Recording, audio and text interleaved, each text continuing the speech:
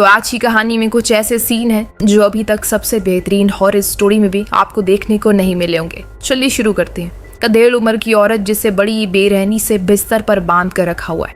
ऐसा लग रहा है कि मानो न जाने कितनी बार उसके साथ दुष्कर्म किया हो, पर सच्चाई तो कुछ और ही बयां कर रही है। जब हमने उसकी आंखों को देखा तो अजीब से रंग में प्रतीत हो रही है। जो चीज साफ साफ बयां कर रही है इस पर किसी बुरे साये का असर है। इतने में वहाँ एक बंदूकधारी आदमी आया। वो उस औरत को काफी देर निहारता है, जैसे मानो कोई पुराना रिश्ता हो उसके साथ, पर उसकी हालत को देखकर वो खुद को रोक ना सका। वो उसके अंदर एक गोली उतार कर उसकी कहानी को खत्म कर देता है। पर ये औरत थी कौन? उसे मानने वाला कौन था?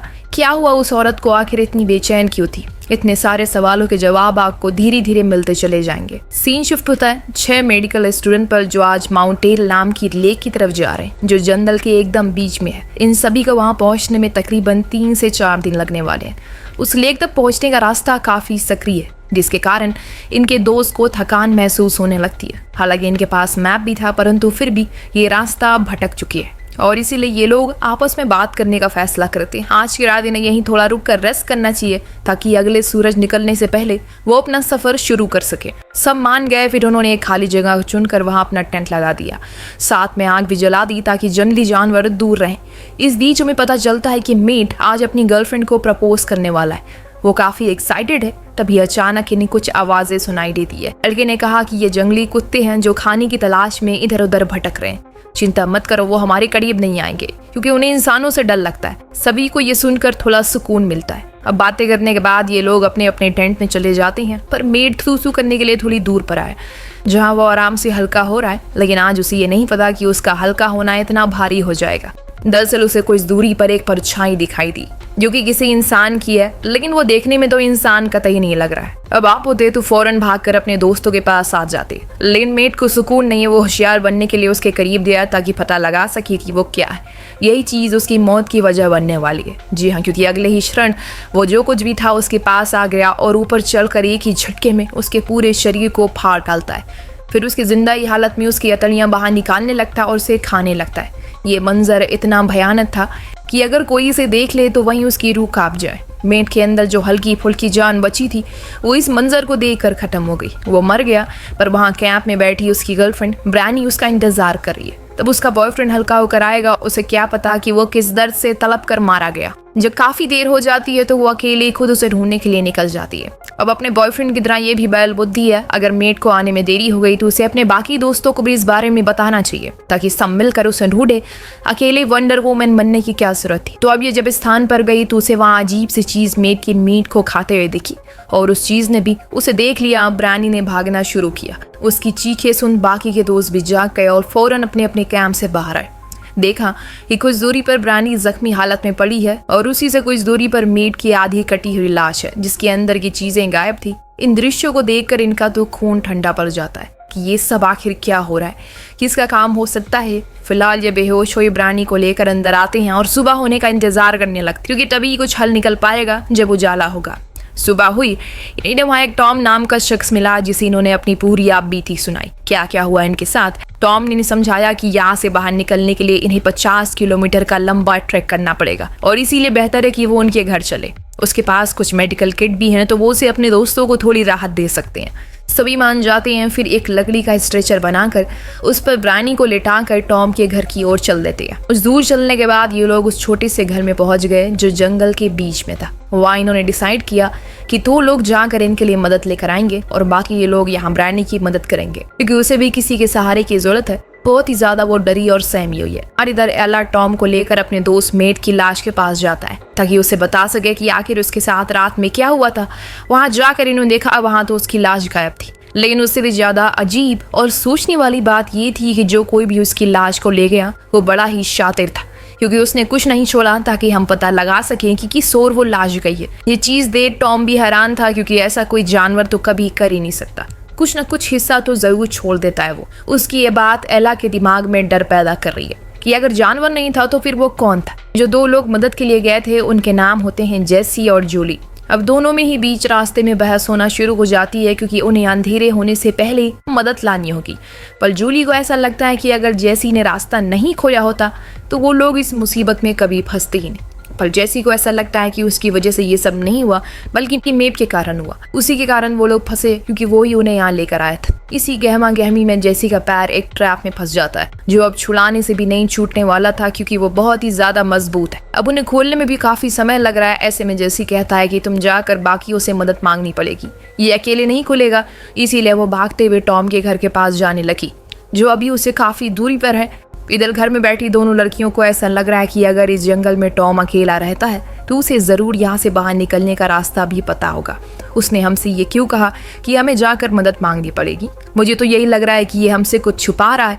वहीं दूसरी तरफ जूली बेचारी अकेले ही जंगल से होते हुए टॉम के घर की तरफ बढ़ रही, लेकिन तभी उसे फिर से वही आवाज सुनाई देती है जो कल की रात मेड को सुनाई दी। सेम वही आवाज आज भी आई तो जूली एक पील के पीछे छुप गई। तभी हम उस परछाई के पीछे वाली चीज को देख पाते हैं, जो असल में एक क्रिएचर होता है, जो हूबहू था इंसान जैसा, लेकिन इंसान तो बिल्कुल भी नहीं था। पर एक कमजोरी थी उसकी, वो किसी को देख नहीं सकता, सिर्फ सुन सकता है। इसीलिए जूली की आंखों के सामने वो निकल गया बिना उसे कुछ करे। इतना तो पता चल गया कि अगर इन्हें खुद की जान बचानी है तो बिना आवाज किए अपने रास्ता बनाना होगा। घर में एल्सा टॉम को देखती, ब्रानी को एक इंजेक्शन लगाने वाला है तो वो फौरन जाकर उसे रोकती है और ऐसा करने से मना करती है, यहाँ तक कि उससे तो उस पर बंदूक तान दी। टॉम ने बताया ये एक किस्म का एंटीडोट है जो उसे इन्फेक्शन से बचाएगा, लेकिन एल्सा ऐसे कैसे उसकी बात पर यकीन कर सकती है? अब उसकी लाख मना करने के बावजूद भी टॉम उसे इंजेक्ट कर देता है कि तभी एल्सा उसके बाजू पर शूट करके उसे घायल कर देती है, फिर उसके मुंह पर बंदूक से मारकर बेहोश कर। लेकिन उसकी गोली चलाकर एक बहुत बड़ी गलती कर दी। वो क्या गलती थी आपको आगे पता चल जाएगा। जी हाँ, उसने आवाज जो कर दी जिसके कारण वो क्रिएचर अब इनकी तरफ आकर्षित हो जाता है। घर में तो सिर्फ यही चारों ही है, बाकी के तो लोग बाहर हैं। वो क्रिएचर बाहर ही था जिसकी आवाज अब अंदर बैठ एल्सा को आने लगती है, इसीलिए वो बाहर जाकर देखती है वहां पर क्या है, और तब उसे खुद के कुछ दूरी पर वो खड़ा हुआ मिलता है, जो उसे देख तो नहीं पा रहा था, लेकिन हाँ सुन जरूर सकता है। एल्सा ने कोई आवाज नहीं करी, इसीलिए वो लौट गया। और यहाँ घर में गीना ने देखा कि टॉम को होश आ चुका है। उसने उसके ऊपर बंदूक तान दी और कहा कि चुपचाप लेटे रहो वरना वो उसे मार देगी।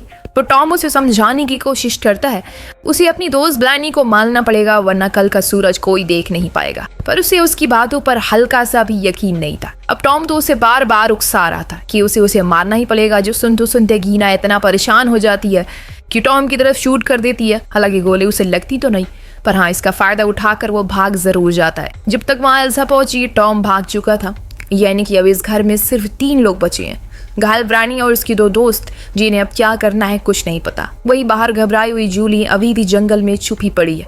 जैसी कहाँ है ये अभी तक हमें नहीं पता चला।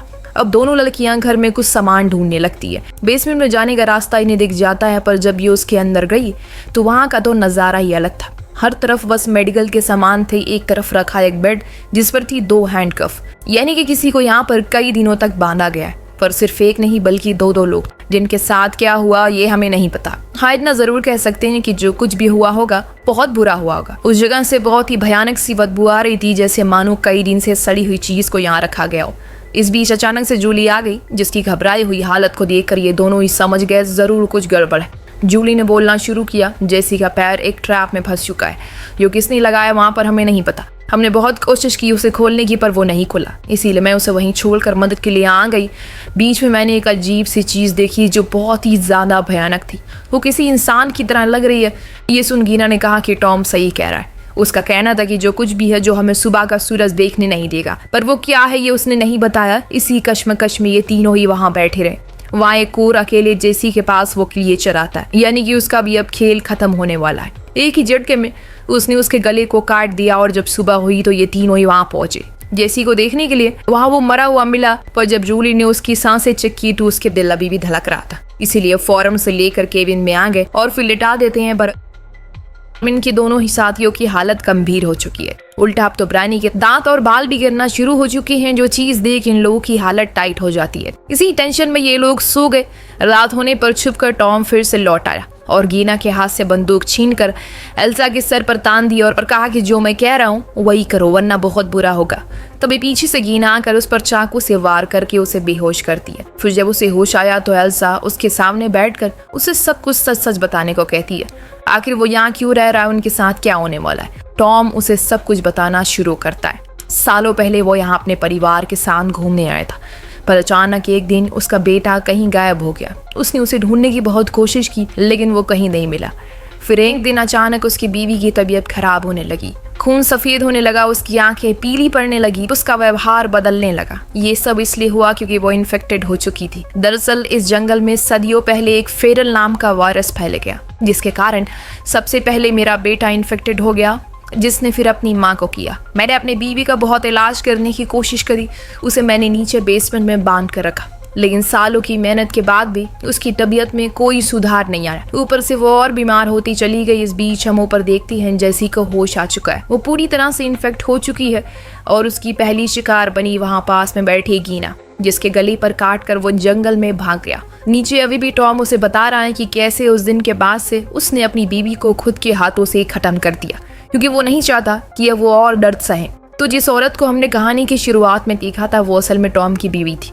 तो आपको पता चल गया होगा कि असल में अभी तक क्या चल रहा है। पर यहाँ आपके दिमाग में एक और सवाल आया होगा, इन सब लोगों को शुरुआत से मार कौन रहा है? तो मैं आपको बता दूं कि वो असल में टॉम का बेटा ही है, जो कि अभी तक जंगल में घूम रहा है और यहाँ आने वाले को मारता ही रहता है, लेकिन सिर्फ रात में। इसीलिए टॉम कहता है कि हमें रात होने से पहले इन्हें मार देना होगा, वरना ये हमें ही खा जाएंगे। पर एल्सा को अभी भी लगता है कि वो झूठ कह रहा है। अगर वो उसे जाने दे, तभी हम देखते हैं कि ब्रानी पूरी तरह से उसकी ये चर्म बदलने लगी है। समय रहते ये लोग उसे नीचे बेसमेंट में लाकर बांध देते हैं, लेकिन अब वो किसी के भी कंट्रोल में नहीं आ रही है। पर अभी भी एल्सा को यकीन नहीं हो रहा उस पर। उधर गीना भी घायल थी, हो सकता है कि कुछ देर बाद वो भी ब्रानी की तरह बन जाए। इस बीच इनके घर पर कुछ इन्फेक्टेड लोग घुस आते हैं, जिन्हें मारने के लिए एल्सा ऊपर आती है। पर जब नीचे आती है तो टॉम उस पर हमला करके उसे बेहोश करता है। खुद फ्री हो जाता है, लेकिन ज्यादा देर तक नहीं, क्योंकि कुछ ही देर बाद उसका खुद का बेटा उसे काट लेता है, उसे भी इन्फेक्टेड कर देता है। अब जब एल्सा को होश आया तो उसने देखा गीना पूरी तरह से उसी क्रिएचर में बदल चुकी है, इसीलिए मजबूरन उसे मारना पड़ा। और फिर उसने जूली से भागने को कहा, लेकिन उसकी इतनी अच्छी किस्मत नहीं थी, क्योंकि वो क्रिएचर उसके पैरों में काट लेता है और अब वो क्रिएचर में तब्दील नहीं होना चाहती। इसीलिए उसने अपनी दोस्त से कहा कि वो उसे मार दे, लेकिन एल्सा के पास इतनी हिम्मत नहीं थी कि वो अपनी ही दोस्त को मार सके। उसे बंदूक देकर खुद वहां से चली गई और तब तक सुबह भी हो जाती है, यानी कि अब उसे खतरा नहीं है। लेकिन सवाल ये है, क्या सच में अब कोई खतरा नहीं है? हो सकता है कि ये वायरस अब बाहर की दुनिया में भी फैल गया हो, क्योंकि सारे इन्फेक्टेड लोग अभी मरे नहीं है।